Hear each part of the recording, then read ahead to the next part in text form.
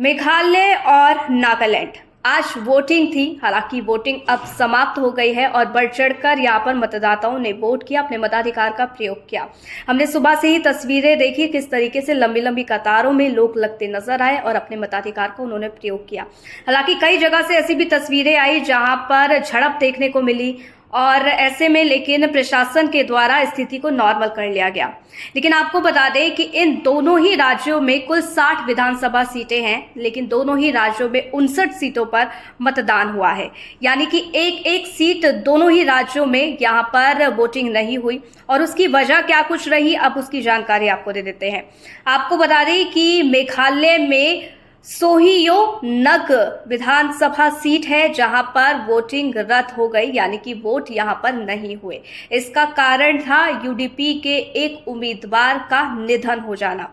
आपको बता दें कि इसके चलते यहां पर वोटिंग नहीं हुई। वहीं अगर बात हम नागालैंड की कर लिया जाए तो नागालैंड में अकुलुतो विधानसभा सीट है जहां पर निर्विरोध बीजेपी का उम्मीदवार जीत गया है और जिसके चलते यहां पर भी वोटिंग नहीं हुई है।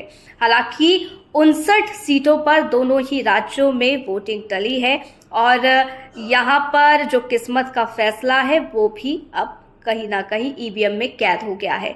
लेकिन अब किसकी जीत किसकी हार, इसका खुलासा भी 2 तारीख को होगा जब वोटों की गिनती होगी। हालांकि इसके साथ ही त्रिपुरा भी राज्य है जहां पर वोटों की गिनती होगी, यानी कि 2 तारीख को कुल 3 राज्यों की वोटों की गिनती होगी, जिसमें मेघालय है, नागालैंड है और त्रिपुरा है।